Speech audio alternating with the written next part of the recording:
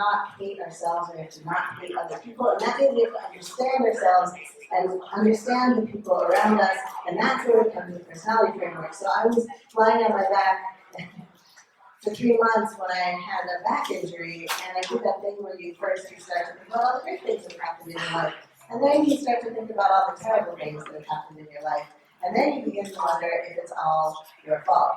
Anybody ever wondered if it's all your fault? Your entire life feels like it's that way. So, but then I started noticing a pattern, and what I realized was that it wasn't just me. It was like me and most of my closest friends, my best clients, like everybody that I really clicked with a couple of exceptions, had this same too muchness quality. Had been told they were too much. Had been told that they were too loud, they were too emotional, they were too, like too was the adjective. And what do you do with that? Like, what do you do when everybody around you, when every breakup you've had is somehow, when every firing you've had, if you've been fired from work, all of this is somehow revolving around too much. And I was like, well, what if, I had 3 months to think about this, what if too much is too pejorative? What if too much is not actually a problem? What if too much is not actually too much, it's just big? So think of someone you know personally and who gets on your nerves. Everyone got someone? Okay. For purposes of this exercise, they should be irritated by mannerisms and not by politics. I'm going to make an assumption about the politics in this room and say that we're not talking about Trump supporters here. We're talking about somebody who just grates on you. Maybe you can't even tell why. Now tell me what annoys you about them. I'll take a couple of shout outs. They talk too long. Physically explosive. Too much energy. They don't ask questions. You can't read that. His framework for like 50 says don't make sense to you, it takes so much background to know this question. His framework for the 50 says don't make sense, and it takes too much background to figure out what he's talking about. Okay, so what we have here is a scattering of intensive and expansive complaints, which is perfect.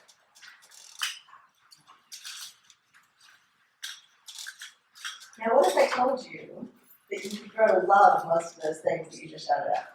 Not all of them, but most of them. Would that be better? Like, I know my life is improved when I'm less enlightened. Yeah.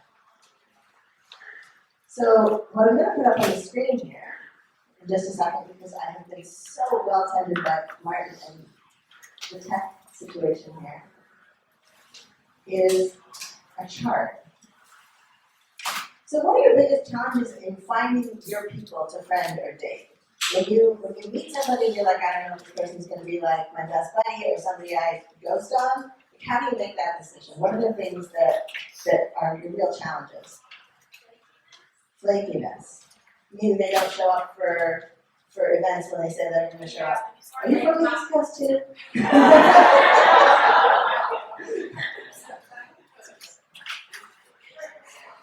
What else? Insincerity. Do I feel heard? And how do you know when you feel heard?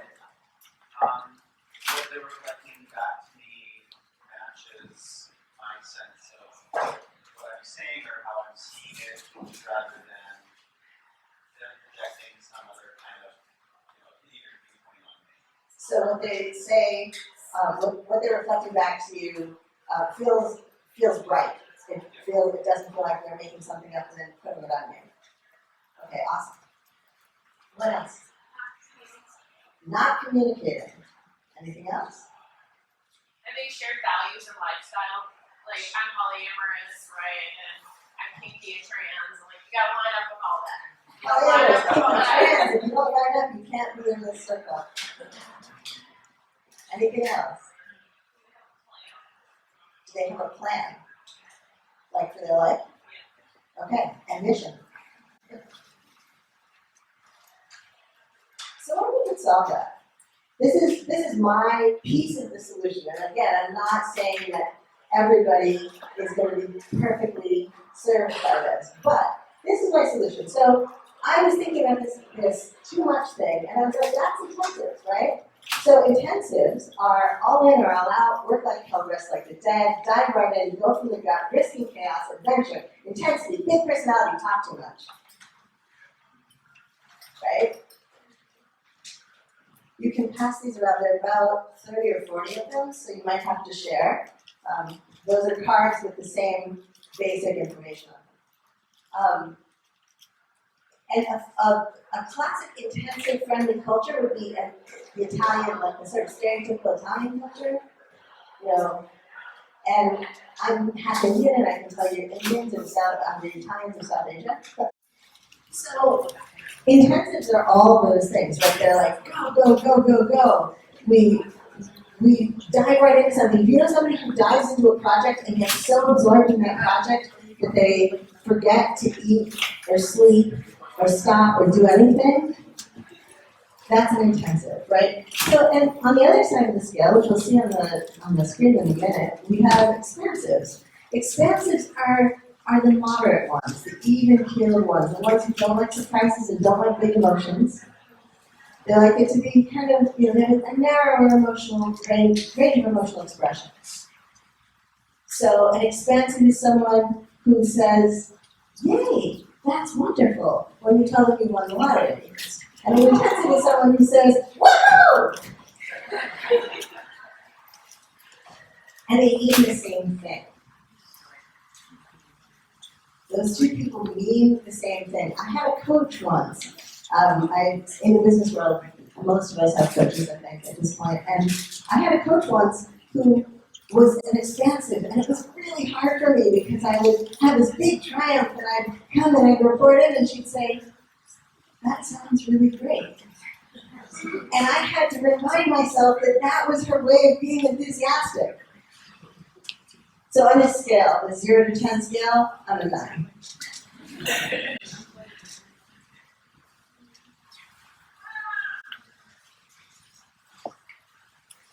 So which type, just based on this, which type do you think you are? Intensives, raise your hands. Okay, and expansives? And anyone who's not sure, you feel like you're kind of in the middle. Okay, we've got a sizable number of not sure. I'll take a couple of questions about what would help you clarify. Tell me why you're not sure.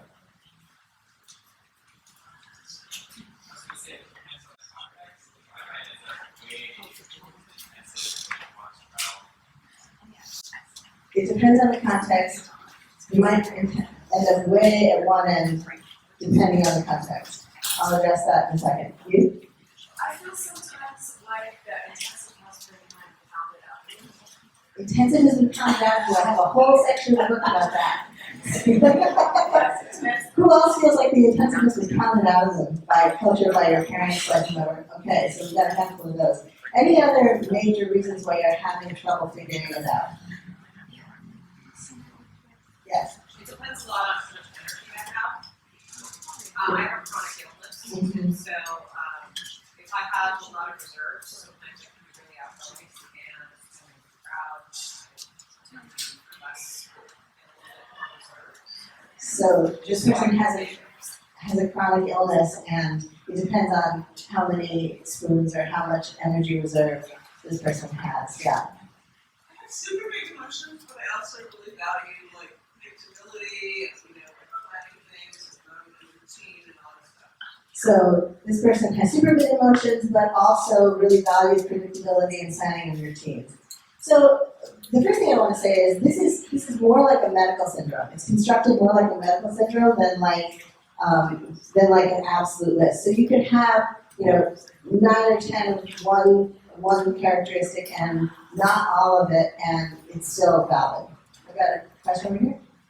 Yeah, just with your intense being in one place, like you're not really exuberant or excited a lot of the time externally.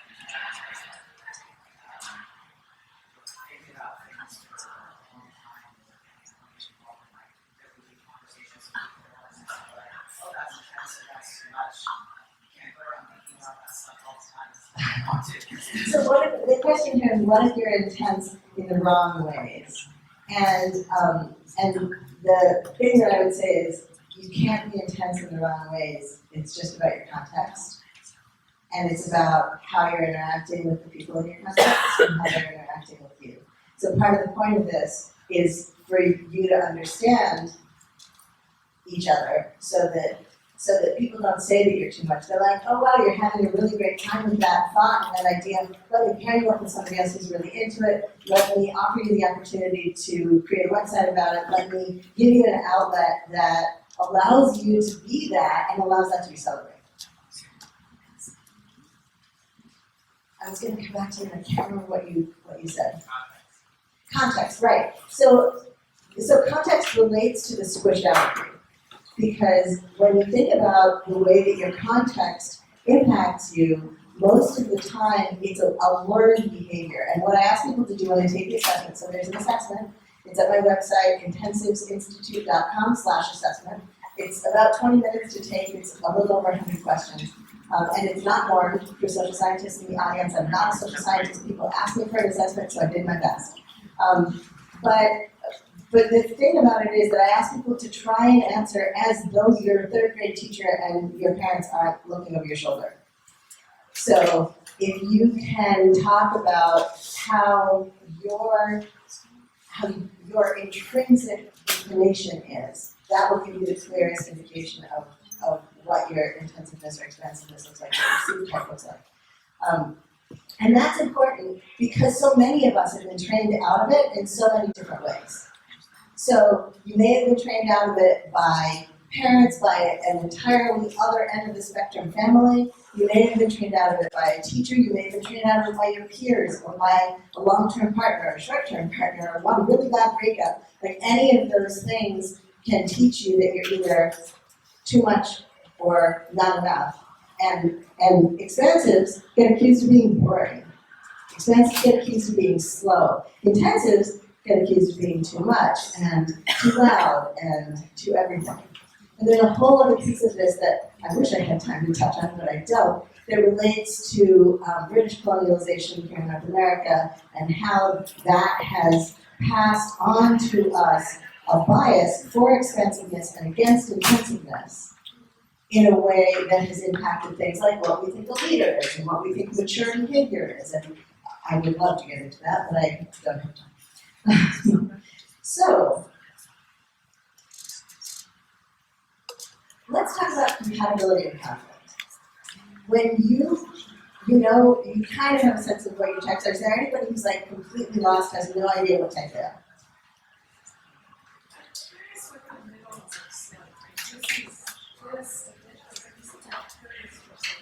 What does the middle look like is the question. The answer is the middle looks moderate. The middle looks like I can use expensive tools if they're useful. I can create systems. I can create structures. I don't hate it. And on the, but I can also get really excited about some things mostly, but like not as super excited as all that, but like pretty excited. So if you're one of those folks who feels like you're in the middle, you're probably looking at, well, I'm sometimes a little like this, but sometimes a little like that, and I'm not extremely like either one of these things. And I can see the value in both sets of tools. So intensives and expansives tend to develop sets of tools to manage themselves in the world. Expansives tend to develop tools that work for expansives. So things like charts and graphs and spreadsheets are developed primarily in expansives. And on the intensive side, things that intensives tend to develop are like, we do all of our work in the first 4 days or the last 4 days of the month, depending on whether or not you need the pressure of the procrastination to get you moving forward. Who's a procrastinator? And there's nothing wrong with that, is my point. Like, you just need to know that that's how you work. If I give you a task that an expansive says takes 30 days because you're going to do 2 hours a day, and you're an intensive, you're going to do it in a week. And then take the other weeks off because you still need that rest. Intensives work and then rest, and work and then rest. Expansives do a little bit every day, just like the third grade teacher told you to. Our systems are really set up to train us into expansiveness, and there are a bunch of reasons for that. So, if you're an intensive, are you attracted, you personally, are you attracted to intensives or expansives for friendship? Intensives? Expansives? Expansives? So there's a mix, right? And the reason there's a mix is because some of us want someone to balance us out. Some of us want to get away from ourselves, especially if we have kind of a moral judgment about being intensive that we've picked up somewhere, perhaps in our environment. If we think that it's morally wrong to be intensive, if we think that we're failing, that we're childish, that we're not able to adult, adulting is often a symptom of intensiveness. If we feel that way about ourselves and we feel sort of pejorative and accusatory about that in ourselves as intensives, then we tend to really want someone who can help us rein in the intensiveness, help us create structure, help us create rhythm, and we promise ourselves that this time it's going to be different, and we're going to create a system, and the system is going to work perfectly, and it's so shiny, and we do it for like 2.5 days. Here's a box of recognition. And then expansives, if expansives have been hanging out with intensives a lot, which happens a little less often because the culture is so expensive, but if expansives have been hanging out with intensives a lot, sometimes expansives feel like they have to be excited. They have to like drum up extra energy and get bouncy. And this is not a function of introversion or extroversion. I'm an introverted intensive and I'm still 9. So expansives tend to feel like they have to keep up, they have to keep up, they have to keep up, but they still want that everyday regularity. So they feel like they have to work at that fever pitch, or friend at that fever pitch, or be a lover at that fever pitch, but the same fever pitch all month long with no rest. So expansives get fried. Intensives get squished. Or intensives are tempered, which is when intensives make a considered decision to act expansive in a particular context because it will help them get what they want. You need extra spoons to do it, but you can do it. So for lovers, if you're an intensive, what do you look for? Expansive, expansive, expansive, both. So that's interesting, right? There are a lot more expansive answers in lovers because we spend so much time together. And if you're making any kind of a life partnership or relationship, it's really beneficial if you can appreciate each other, which is why this thing exists. Because the good news is that if you're an intensive and you hate doing charts and hate dotting the I's and crossing the T's, probably your expansive partner will really enjoy that. So if you're an expansive in the room, who do you choose for friends? Expansives. Other expansives.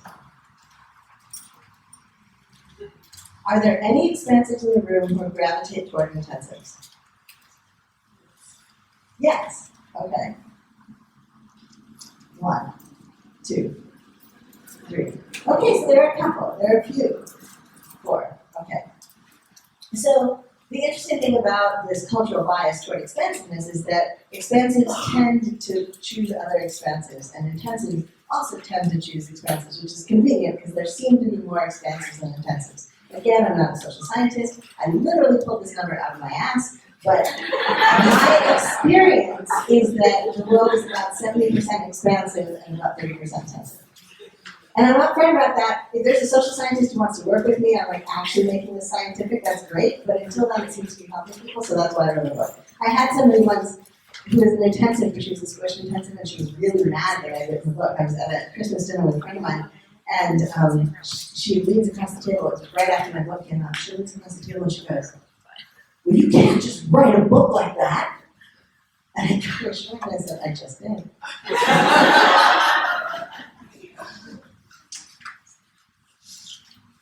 So who do you like to work with?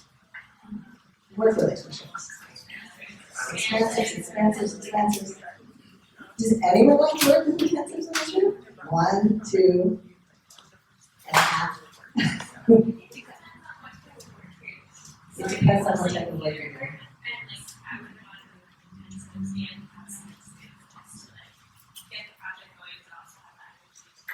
And in which context would you say theater? You want both? Is that what you're saying? Yeah. Who else? Anyone else like to intensives? No? So the interesting thing, oh, there's an ad. Yeah, okay, so we have a couple of people who like intensives. So the interesting thing is that again we see this bias, right? This expensive bias. And yet, if you look at things like our hero archetypes, you know, Frodo, who goes to the mountain and takes the ring, right?